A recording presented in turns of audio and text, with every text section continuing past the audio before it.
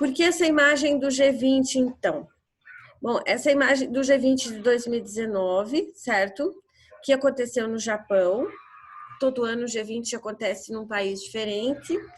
É claro, entre os 20, G20 quer dizer o grupo dos 20. E o que seria esse grupo dos 20? São as 20 maiores economias ou os 20 países de melhor IDH e melhor colocação hoje no cenário econômico e político mundial. E sim, o Brasil está no G20 já há alguns anos. Por que eu coloquei essa imagem da foto oficial do G20 de 2019? Porque nós vamos falar agora, a gente falou de globalização até aqui, falamos de todas as áreas da globalização, da relação entre os países, dos termos do setor financeiro, do mercado financeiro, termos que eu vou usar bastante. Então, essa última unidade estudada, ela é bem importante por conta dos conceitos que vão ser usados daqui para frente em todas as aulas, né, em todos os setores. E aí, por que colocar, então, essa imagem do G20? Porque agora a gente vai falar de tudo isso, mercado financeiro global, das bolsas de valores, vamos falar das instituições, Banco Mundial, FMI, globalização nos transportes, nas comunicações, todos esses sentidos, só que agora a gente vai falar do Brasil. Cadê o Brasil na globalização? De que forma o Brasil existe ali? Ele é alguém totalmente sem presença, ou ele é um país com presença forte em todas as áreas ou em algumas, enfim. Vamos falar um pouco do Brasil. E eu coloquei a imagem do G20 porque o Brasil, como ele faz parte do G20, isso já é uma característica que coloca o Brasil numa situação de participante ativo da globalização. Vamos lembrar que o G20 significa grupo dos 20, como eu acabei de explicar, né? Desses países que têm maior influência econômica e política no mundo hoje. Se nós temos oficialmente 198 países e em estabelecimento 209, né? Mas oficialmente temos 198 países e de 198, 20 são os que têm maior voz no controle da política e da economia. E entre esses 20 está o Brasil, representa que sim, nós temos uma presença marcante na globalização e somos, portanto, tanto nos erros quanto nos acertos, todos os países estão nos observando, em especial os outros 19 do G20. Porque é claro que depois desses 20 tem outros países que também tentam entrar nessa lista, né? E a partir do momento que um dos 20 tiver problemas graves que não possa mais ser considerado uma referência, desce ele e sobe outro. E os outros estão sempre de olho, estão sempre tentando subir, tá? Sempre. Então, por isso que quando a gente faz parte de um grupo desses, nós temos que tomar todo o cuidado para nos manter num grupo desse. Ah, mas eu não gosto da globalização, sou contra, sou antiglobalista, ok. Mas nesse momento, para um país ter crescimento econômico, ele precisa estar dentro do processo de globalização. Talvez não completa, mas pelo menos em alguns setores dela. É preciso ter o nosso nome marcado lá. Vocês viram aqui alguns representantes do mundo?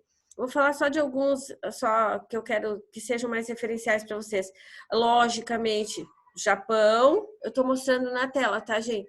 Estados Unidos, Rússia, que mais que eu posso pegar aqui? Alemanha, cadê aqui, ó, França, Brasil, certo? Vocês já tinham localizado o presidente do Brasil na imagem? Já tá aí no cantinho, né? Já. Tá com vergonha, né? Acho que ele não fala inglês. Pois teve toda essa história ainda da nossa situação lá do líder não falar inglês. Enfim, não vem ao caso agora, né? Aí aqui a representante do Reino Unido. Assim vocês vão identificando outros. Não vou falar um por um agora, mas vocês podem ter certeza. Aqui tem outros representantes também, vocês podem ver que não estão só os 20 chefes de Estado, né? Mas os 20 chefes de Estado desses países que fazem parte estão aqui e foram para lá para decidir políticas públicas globais, certo? Vamos lembrar de um detalhe.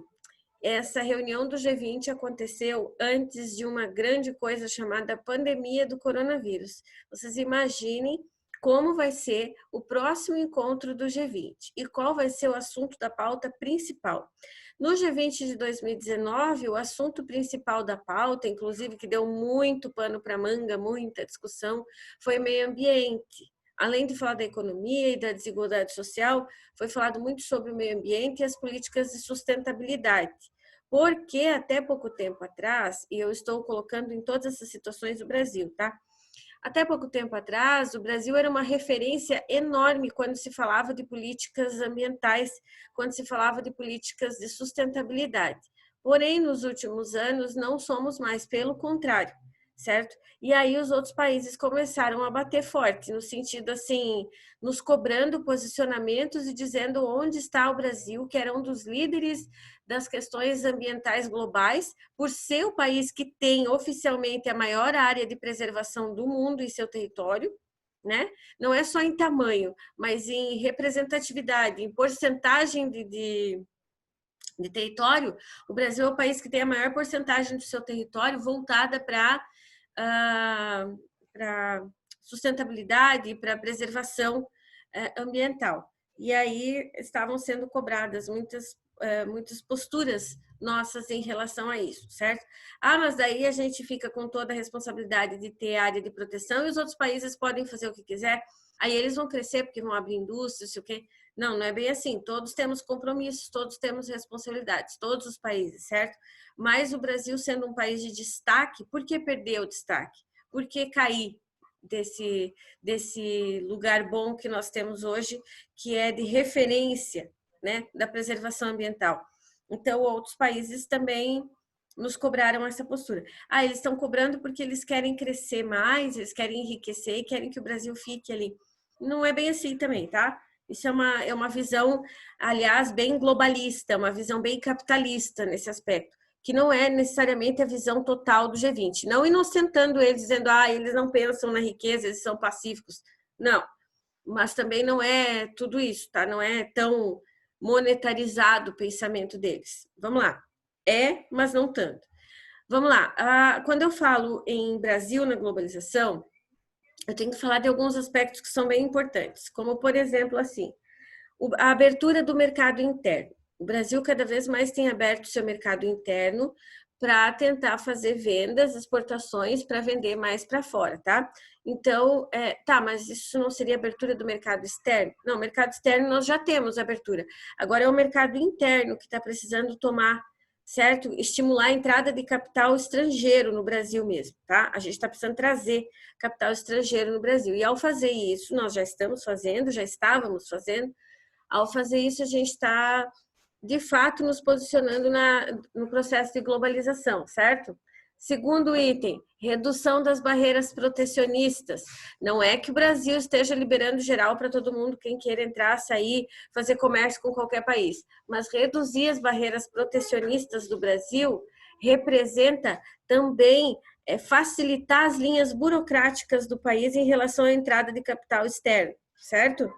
Para poder haver uma injeção econômica e estimular o superávit brasileiro. Vocês lembram que a gente já conversou sobre isso, né? Superávit, déficit, essas coisas. Terceira situação, se o Brasil entra de fato na globalização, isso vai trazer, e é o que o Brasil tem feito, algumas facilidades, algumas formas de facilitar a entrada de outros produtos de fora também. Não é só nós vendermos, é facilitar a entrada de outros produtos também.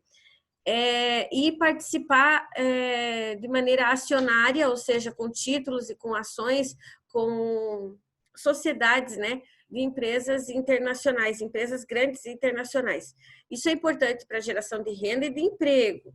Só não é tão bom para as políticas públicas, porque aí começa a ter intervenção das políticas de grandes empresas nas nossas políticas nacionais. Então, é aquele meio termo, né? E agora a situação das privatizações em empresas estatais.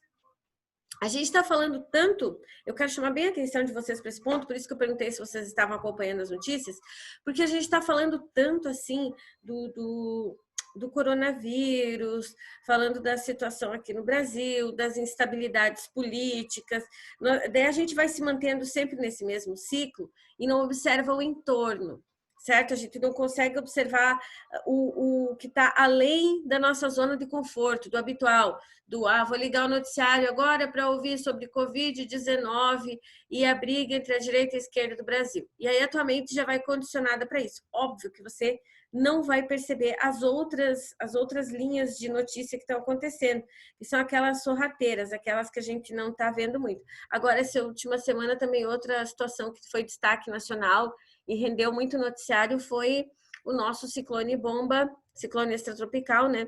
Aqui em Santa Catarina e Rio Grande do Sul. Mas, gente, não percam o foco. Lembrem-se do Baudelaire lá em Sociologia e da orquestração das mensagens, né? Da ordem que eles colocam, do tempo de cada mensagem, porque o que isso significa? Significa tentar agilizar, tentar criar uma situação para que as outras não sejam percebidas. E aí você vê nas entrelinhas, você vê o noticiário com aquelas notícias principais, e lá embaixo, em algumas redes de televisão tem isso, né? Eles estão passando uma notícia e lá embaixo, bem pequenininho na legenda, está passando outras notícias que são consideradas menores, mas que são muito importantes. Como, por exemplo, o Brasil ter anunciado a possibilidade de 4 grandes privatizações a partir dessa próxima semana, tá? Eu vou até incitar vocês, eu li a notícia e tudo, eu poderia chegar aqui e dizer, gente, 4 grandes privatizações de 4 grandes estatais brasileiras, quais são elas? Essa e aquela, mas não. Vamos fazer assim, eu acho importante incitar vocês à pesquisa, à investigação mesmo, sabe? Então agora a gente está falando de outras coisas, mas eu quero saber de vocês o seguinte, quais são? Pesquisem, procurem. Ninguém falou nada sobre isso até agora. Quais são... Gente, só um pouquinho. Não quer abrir a porta, quer me pegar mais brinquedo. Espera que você já vai. Só um pouquinho. Só um pouquinho. Desculpa. Olha só. Aí... Então, aí como eu estava falando, eu quero que vocês descubram quais são essas 4 grandes estatais brasileiras que estão indo para uma possível privatização semana que vem, a partir dessa semana. Certo? Que as negociações já estão sendo encaminhadas. Vocês ouviram falar? Sabem quais são? Sabiam que isso estava acontecendo? Por que não? Ora, porque isso não é importante que a população saiba, para que a população não se meta, certo? Então, aí as coisas vão acontecendo. Mas significa o que privatizar uma estatal? Significa vendê-la para um grupo privado e todos os lucros que virem dela, em primeiro lugar, ficam com os acionistas e os titulares daquela empresa, que passa a ser uma empresa privada, certo? E aí depois eles vão pagar impostos para o governo brasileiro. Então, numa estatal o dinheiro seria todo do governo e numa privatizada o dinheiro é todo dos sócios e o que vem são apenas os impostos. Isso pode ser bom e pode ser ruim. Se a empresa estiver meio quebrada e estiver gerando mais gastos para o governo do que lucro, que venda. Agora, se é uma empresa grande que tem sempre gerado bastante lucro para o país, aí não, né, gente? Aí é importante que ela permaneça. É isso que eu quero que vocês pesquisem. Quais são essas empresas e qual é a credibilidade, a visibilidade delas nos dias atuais, tá?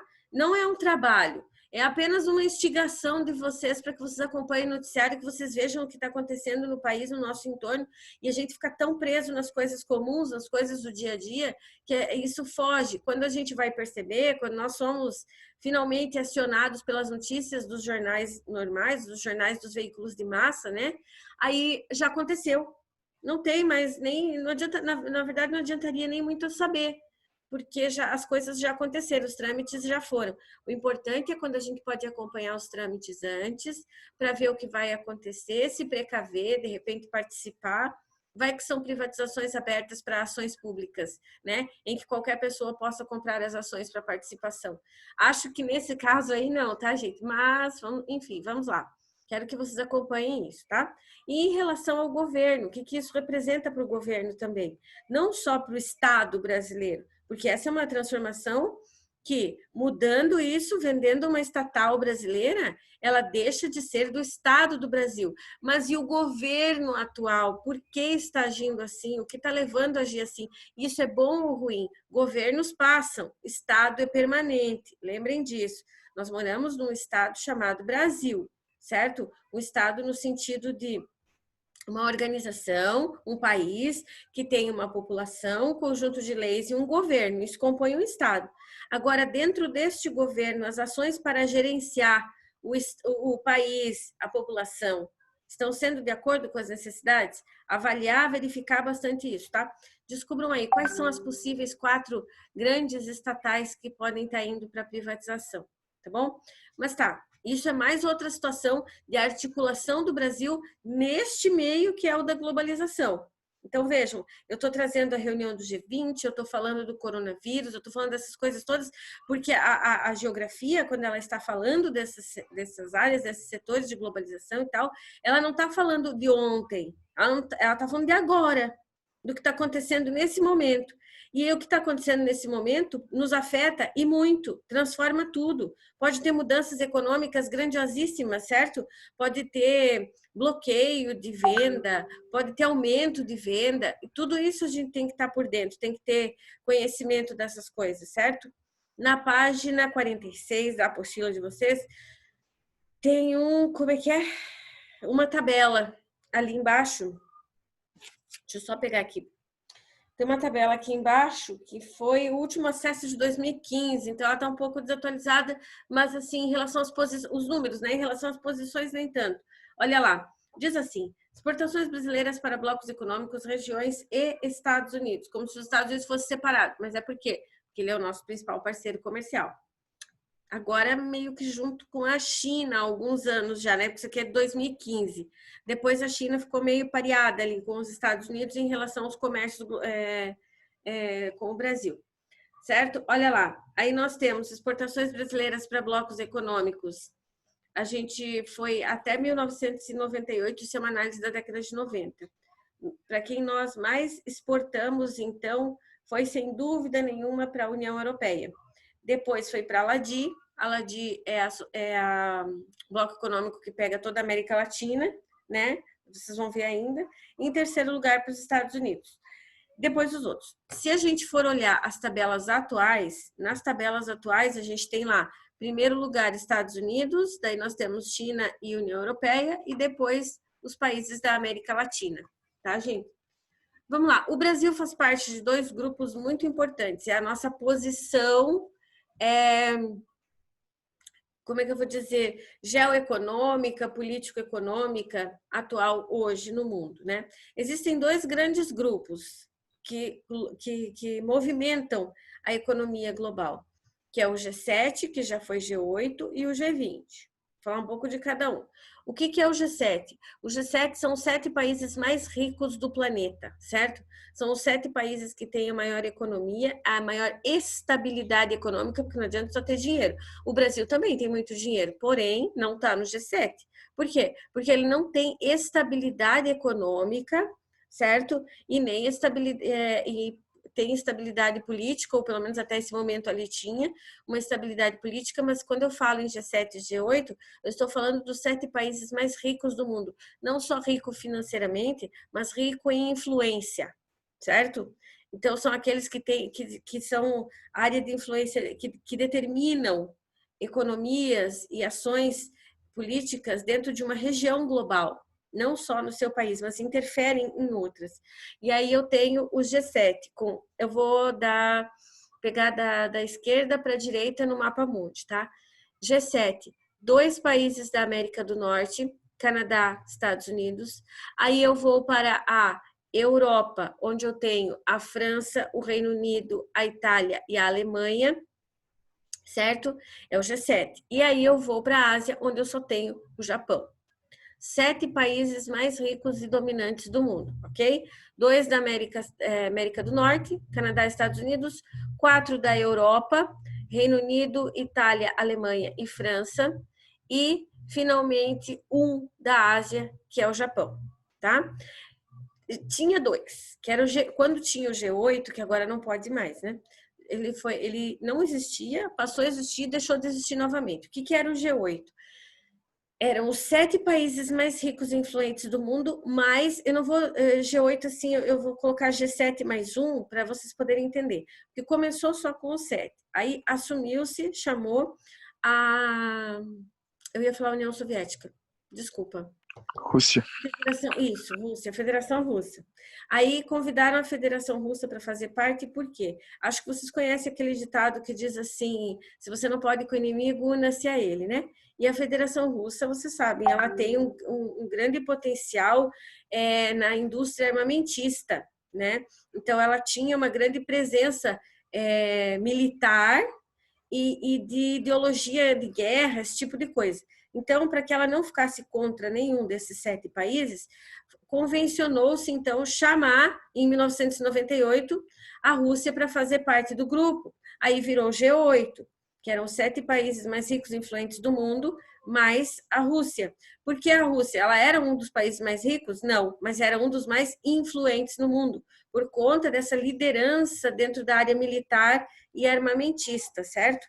Aí chamaram a Rússia. Aí a Rússia fica até agora, o início dessa última década, quando ela é suspensa por causa da Crimeia. Quando teve aquela confusão de independência da Crimeia, de processos de independência da Crimeia, aquela região lá na Ucrânia, né? E que ficou a briga entre a Ucrânia e a Federação Russa disputando aquele espaço.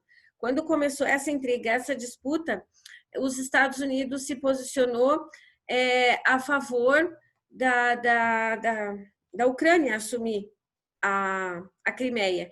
E a Rússia, claro, que ela queria a Crimeia. 2 dentro do mesmo bloco brigando não dá. O que acontece? Quem é mais antigo no bloco? Estados Unidos. Tira a Rússia de novo.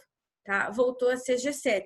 Só que voltou ao G7, a suspensão da Rússia, num momento perigoso, porque era um momento em que ela estava forte, militarmente falando, né? Aí o que acontece? Os outros países que eram do G7 tomam a seguinte posição: não tira ela fora, só dá uma suspensão temporária para ela, que significa o quê? Ela está dentro do grupo, ela não pode brigar com eles, mas ela está de castigo.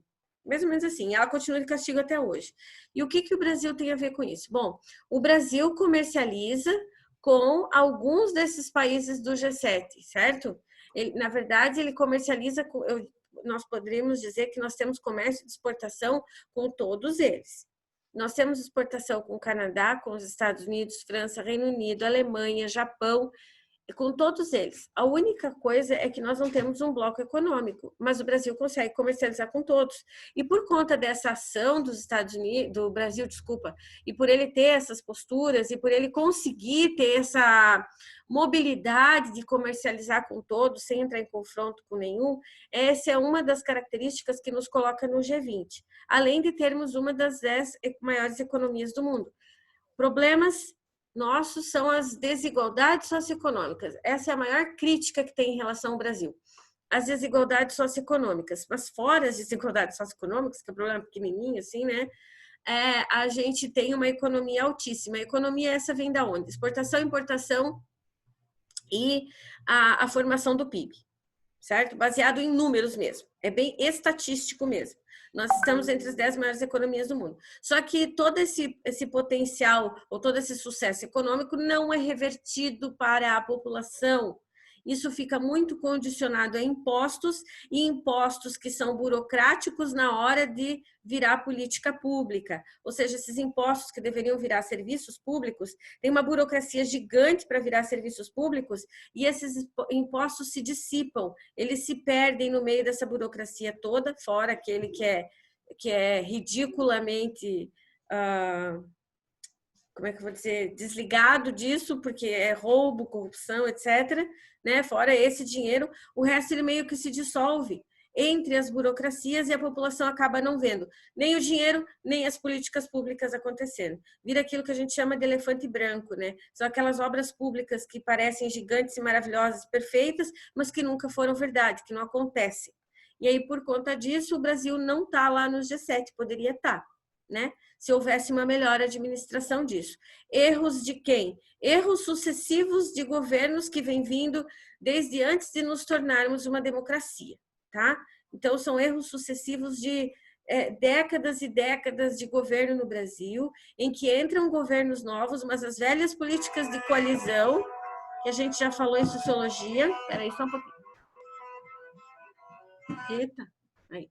As velhas políticas de coalizão não permitem que a gente se limpe de tudo isso, que a gente se livre dessas coisas, né? Então, hoje estamos no G20.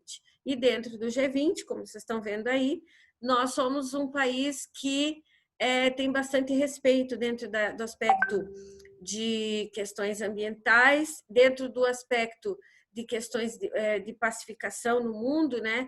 Nós somos um país considerado bastante pacífico e neutro e que ajuda a resolver problemas de confronto, esse tipo de coisa. Então, são duas características nossas bem marcantes para estarmos no G20.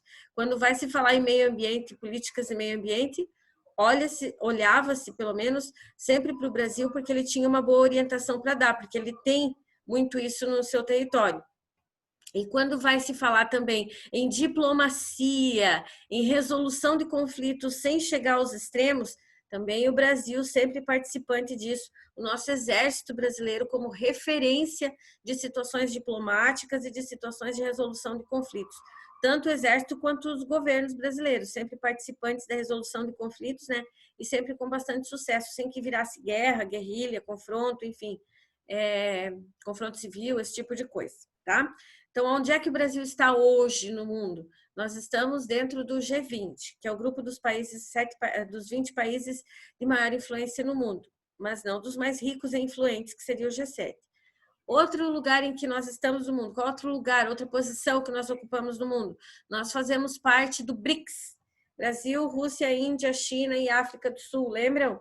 Na apostila de vocês, a foto do BRICS que tem é a de março de 2013. Aqui, ó. Vocês têm aí na apostila? Tá na página 47. Ó lá. Ó, quem são os presidentes? Vamos lá, vou colocar aqui. Esse da Índia, Japão, África do Sul, Brasil e Rússia. Tá aqui a Dilma, ó. Estão vendo?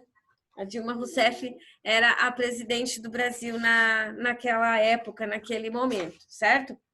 Tá.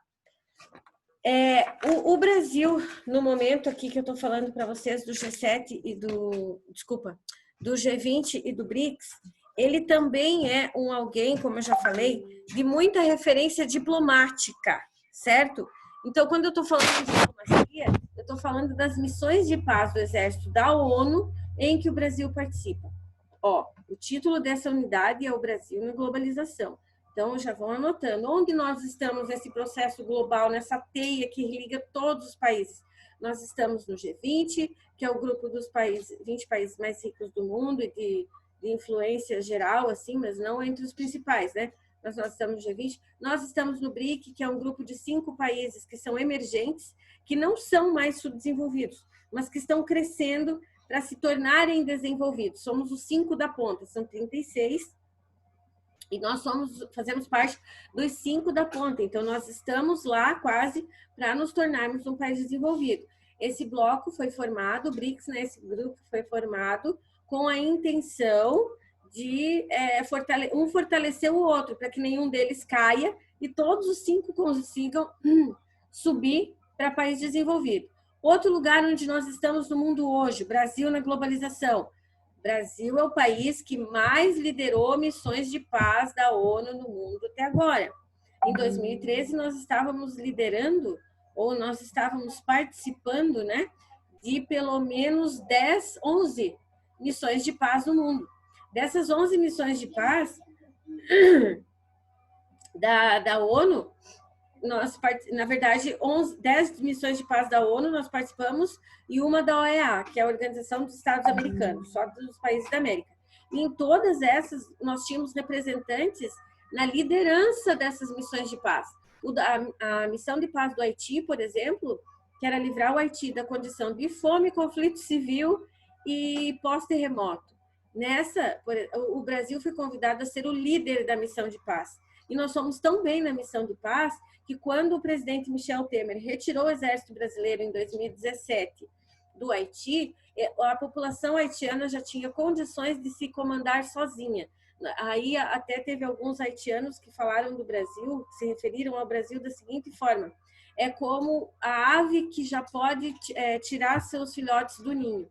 O que isso significa? o trabalho do Brasil lá nessa missão de paz já estava concluído, nós já tínhamos feito tudo o que precisava. Então, agora o Haiti podia caminhar com as próprias pernas.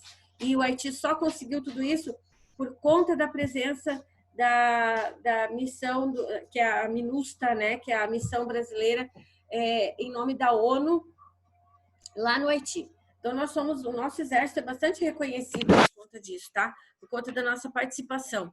Em que outro lugar está o Brasil? Página 50 da apostila de vocês. Nós somos, sim, um dos países que está em 5º lugar no uso das tecnologias para comunicação. Aí eu estou falando de celular, eu estou falando de computador. Então, no mundo conectado, o Brasil também é uma referência, porque nós também estamos lá. Apesar de não ter toda a população conectada, e a gente pode falar disso pensando nos jovens que nesse momento não têm condições de estar tendo aula remota e por isso não está conseguindo acompanhar o avanço das coisas que estão acontecendo e nem do próprio conteúdo de sala de aula, né? Apesar disso, nós estamos em números, em estatísticas, formamos uma parte das referências de acesso aos serviços de comunicação, como são os celulares e os computadores hoje, acesso à internet, né? Certo? Aí aqui na apostila de vocês tem uma estatística de maio de 2015, extremamente antiga, em que o Brasil aparece ali em 5º lugar. Mas o Brasil já subiu, tá, gente? Esse aqui é para uso de celular. O Brasil já ultrapassou essa marca aqui, acho que nós estamos em 4º ou em 3º lugar, uma coisa assim. E eu só não consegui pegar os dados de hoje, mas depois vocês dão uma olhadinha lá. E os domicílios particulares, que tem uso da internet, na página 51 também, tem outra tabela, olha lá, outro gráfico, desculpa, né? E nesse gráfico aqui, eles estão colocando em milhões de domicílios o uso da internet. Isso aqui em referência ao Brasil. 2013, 31 milhões de domicílios estavam utilizando a internet. Então, mas se a gente for observar, isso ainda é pouco, tá? Isso ainda é pouco, nós temos muitos usuários da internet e tal, mas ainda não é o necessário para, por exemplo, ver a educação acontecendo. Eu acho que, apesar de todos esses dados aqui, a Covid-19, ou a pandemia, foi a melhor referência que a gente teve para ver a realidade de fato no Brasil. Porque dados estatísticos e números podem falar muita coisa, né? Não tem aquele número que diz que, segundo a ONU, o certo seria cada casal ter 2,1 filhos por casal. Como assim? Não existe isso de fato, mas existe nas estatísticas. Nas estatísticas do Brasil, em relação ao uso da internet e tal, está tudo indo muito bem, obrigada. Mas nada melhor do que ver duas coisas no Brasil que aconteceram para provar que as coisas não são assim. Uma, o número de alunos com acesso à internet que não estão conseguindo, aliás, sem acesso à internet, que não estão conseguindo acompanhar as aulas, que é um número muito alto. É mais gente que não está acompanhando do que gente que está acompanhando a aula. Infelizmente, isso quebra, isso desestrutura todo o processo de educação, né? E a segunda referência é o número de pessoas sem registro civil no Brasil. A quantidade de pessoas que não têm uma identidade, que não têm uma certidão de nascimento e que, como população, simplesmente não existe no país. Não participa de censo demográfico, não participa de eleição, não participa de nada. São como pessoas que não existem, mas que estão ali todos os dias, que precisam de emprego, que precisam de escola, que precisam comer, né? E essas pessoas não aparecem nos dados, não aparecem nas estatísticas. Então, a pandemia agora ela veio para trazer às claras muitas coisas que estavam escondidas por números, estatísticas, títulos bonitinhos, né? E agora a gente está vendo, sim, nós temos um monte de brasileiros que não existem oficialmente. E sim, nós temos milhões de brasileiros que nesse momento não estão conseguindo acompanhar as aulas porque não têm condições econômicas, porque não têm condições de acesso, porque não tem infraestrutura pública que garanta acesso à internet, vários fatores, várias situações. Por isso que, quando se fala em processos antiglobalização e movimento, antiglobalização e movimento, o Brasil está ali também, tá? Então, assim, nós participamos da globalização, nós estamos nesse meio, nós somos uma das referências, mas quando fala em protestos antiglobalização também. Vamos nos lembrar que todos os anos acontece um fórum econômico, né, que se chama Fórum Econômico Mundial, acontece em Davos, na Suíça, todos os anos, onde os 10 países mais ricos do mundo e com as economias mais fortes se reúnem e decidem as políticas econômicas dos países para o resto daquele um ano, até a próxima reunião. Então, gente, é como se eles colocassem no prato tudo aquilo que eles querem comer e o que os outros querem comer não importa. Só é feita aquela culinária ali, ou seja, só são usados aqueles interesses desses países para orientar a economia do mundo inteiro. Aí surgiu um movimento paralelo chamado Fórum Social Mundial. O Fórum Social Mundial, ele acontece ao mesmo tempo, todos os anos, que o Fórum Econômico, só que é o Fórum Mundial Social, onde pessoas vão às ruas fazer protesto para dizer o seguinte: eles estão reunidos lá, definindo as políticas econômicas dos países e do mundo, da globalização para o próximo ano. Nós estamos aqui para mostrar quais são as verdadeiras dificuldades e os grandes problemas sociais que enfrenta a maior parte da população mundial. E adivinha onde começou o Fórum Social Mundial? Na cidade de Porto Alegre, Rio Grande do Sul, aqui no Brasil.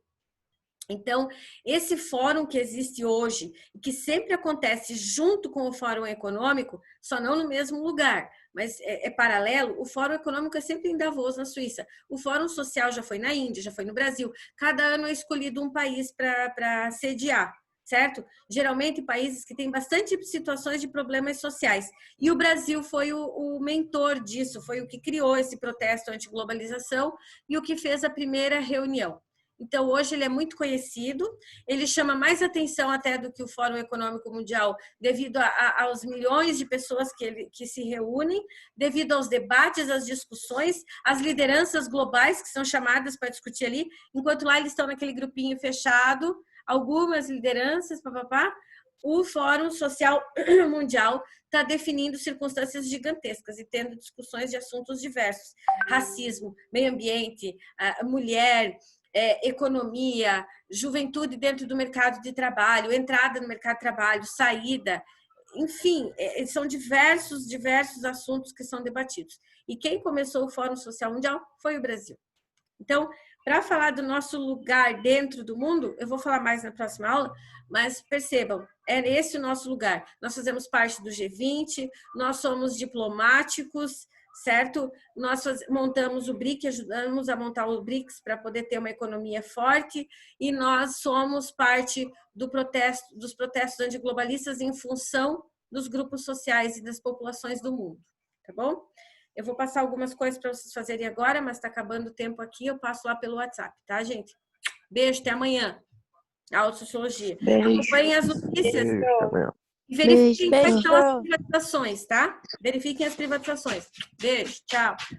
Beijo. Beijo. Essa Aurora.